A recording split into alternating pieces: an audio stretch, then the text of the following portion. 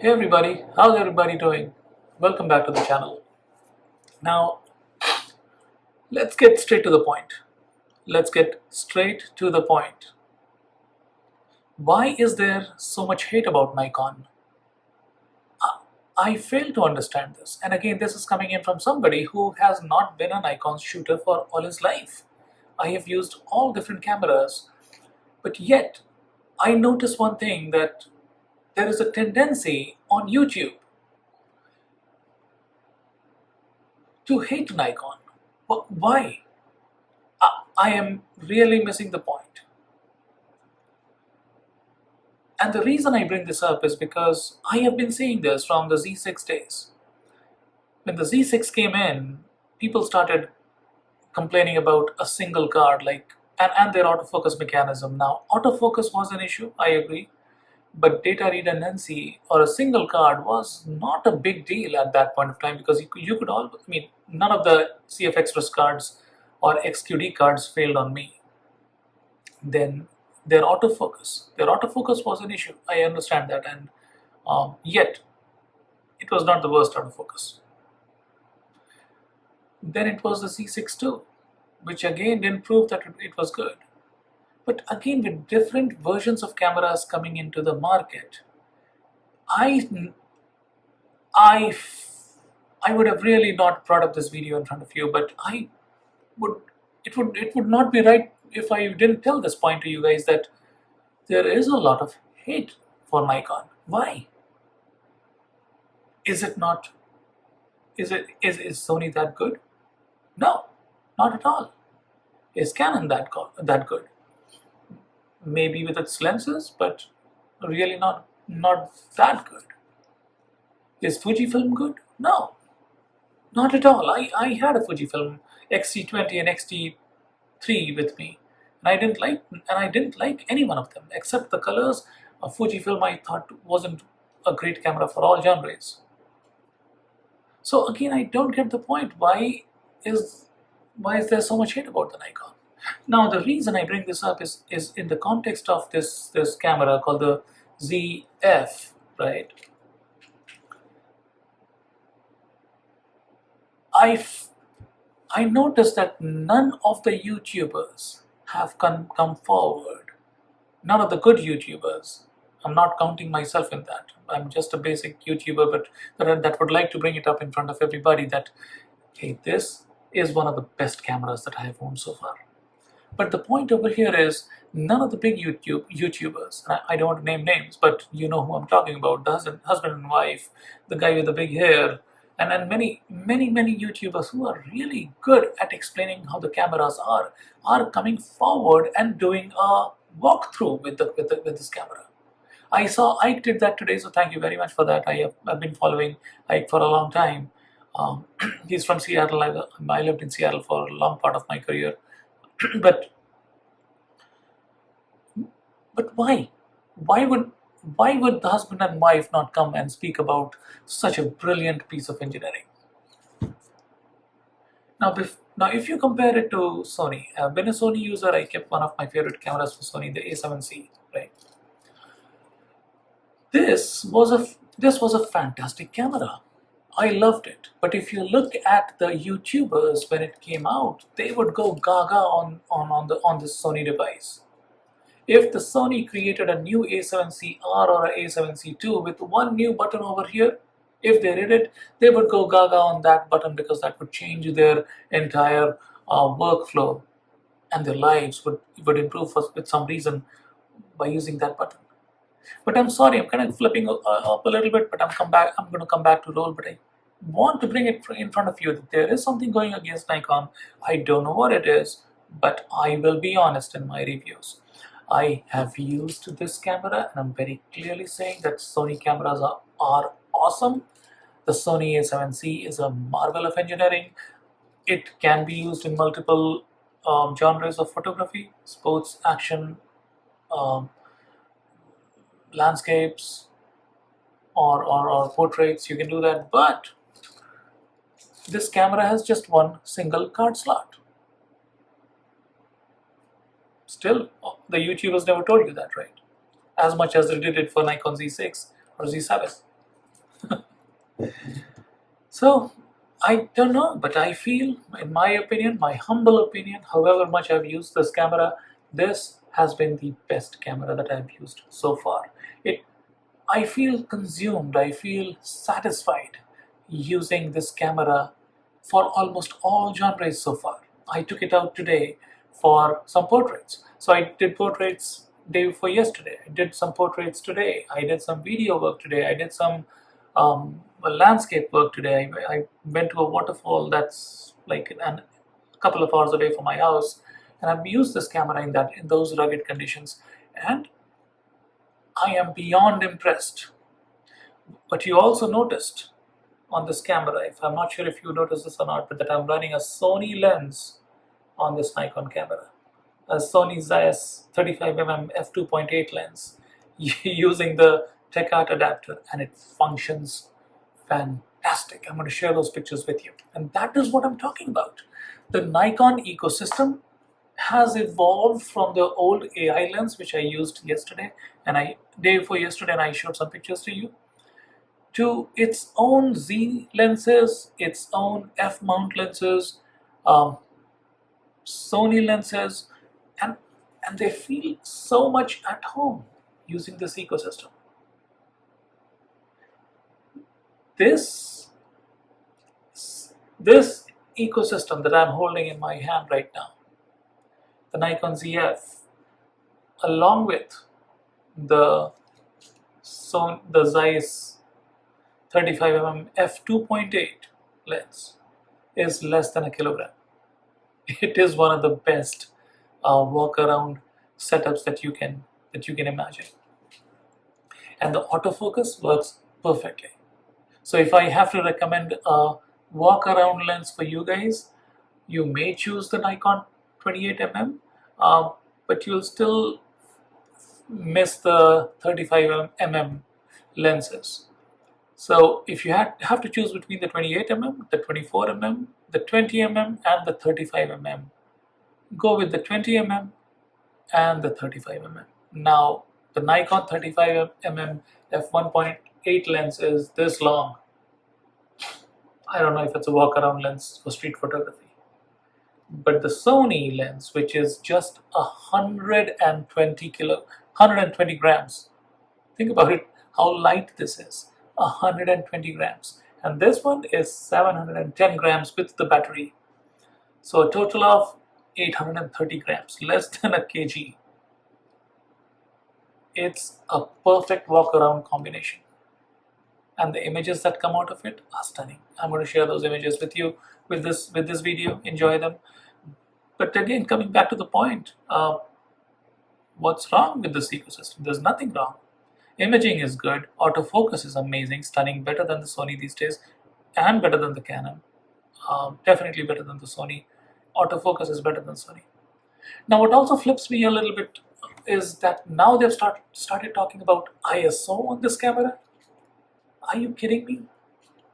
Just use the exposure dial over here. You want auto ISO? Change this to the C setting. Do you see the C over here? Right there. See the C? That's what you want to set up, and it'll become auto ISO for you. There are some settings that you have to do inside the camera, but again, auto ISO is not an issue. Just because your use case didn't match how Nikon designed the camera doesn't mean it is a bug. It is not a bug. This has proved itself, at least in my opinion, to be the best camera that I've used. Have you used this camera handheld? 8 stops of vibration compensation? 8 stops of vibration compensation. I did not see that in any camera.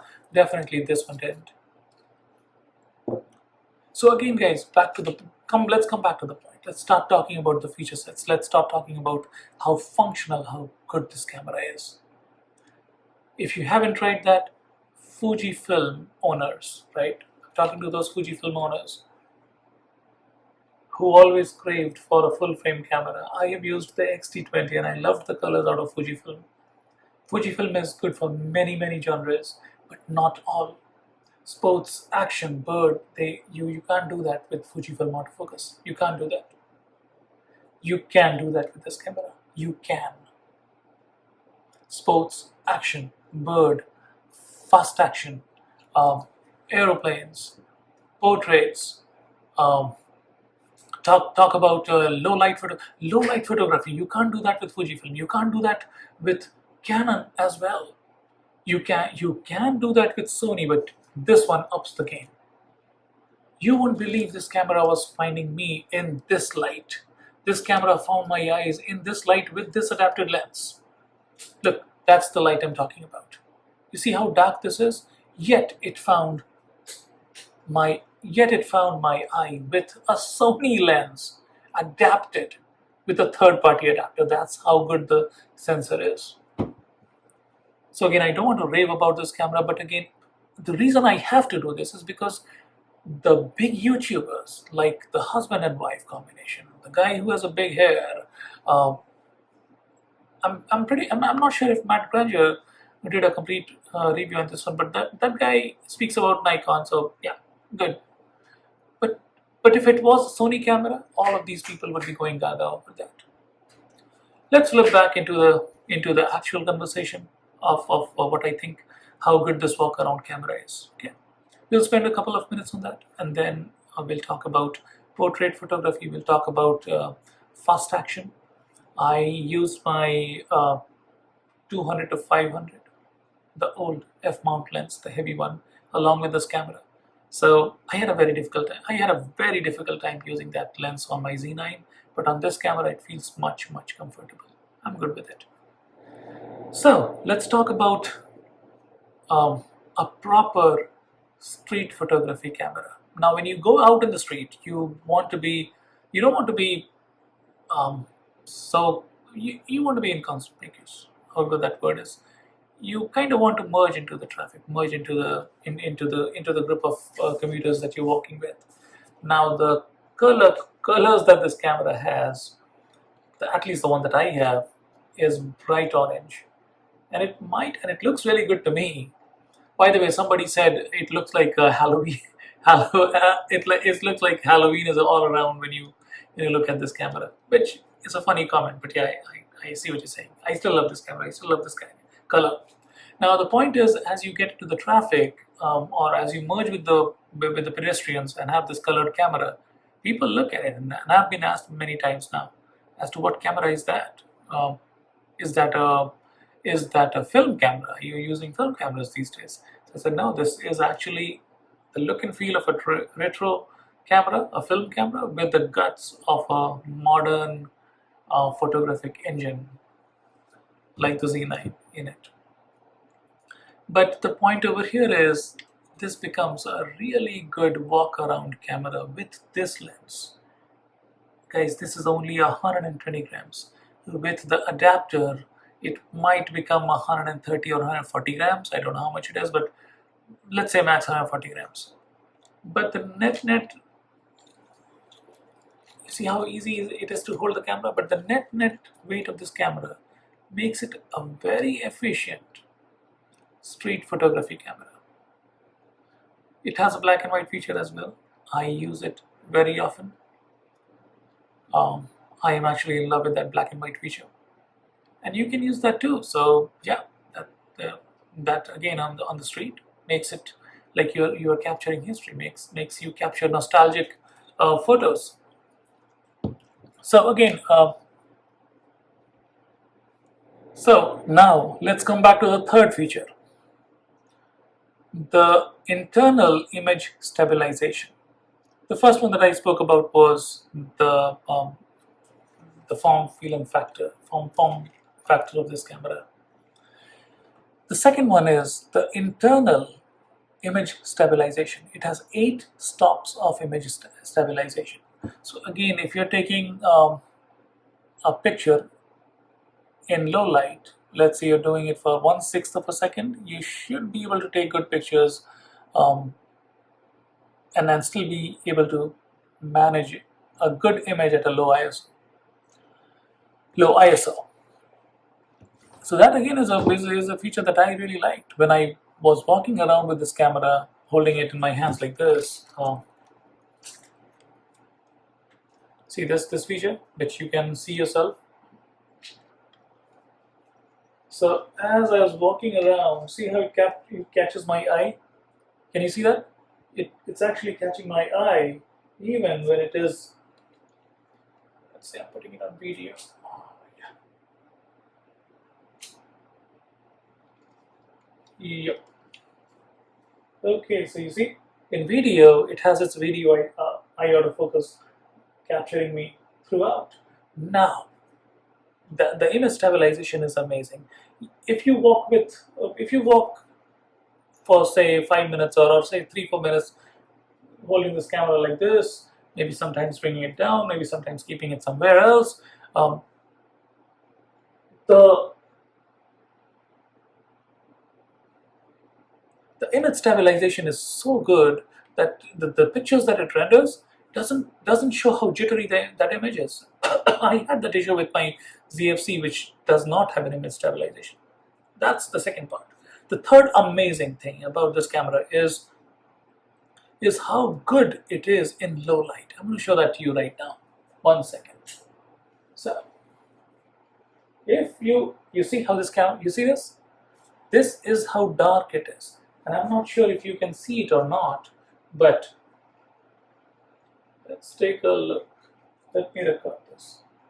And it has captured my eye.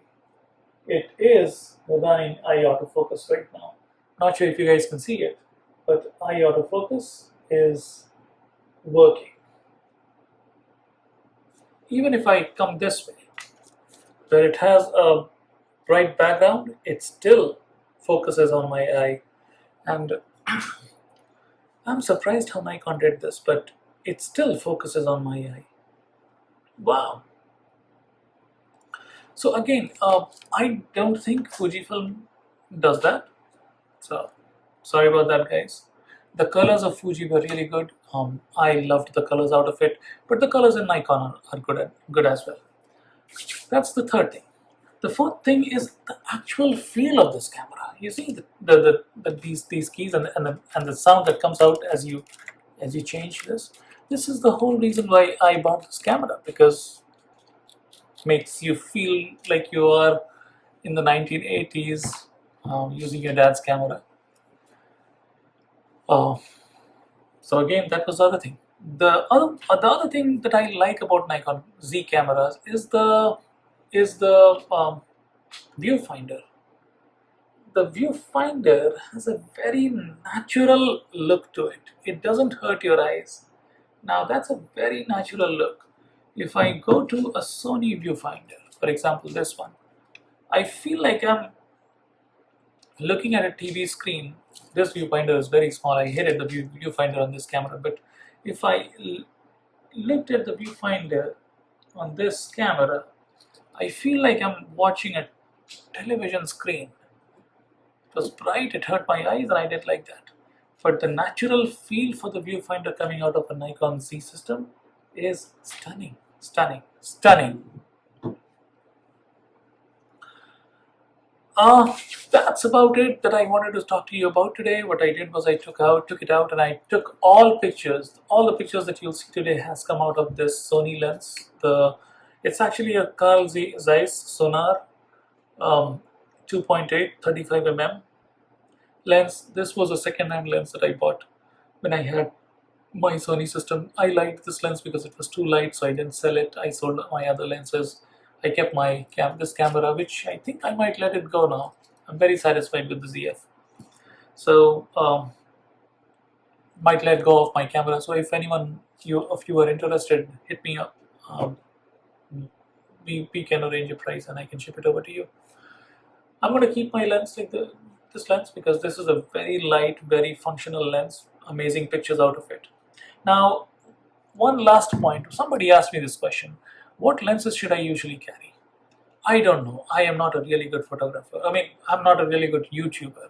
I am a professional photographer. I go to parties, I go to sports, I do real estate, I also do portraits.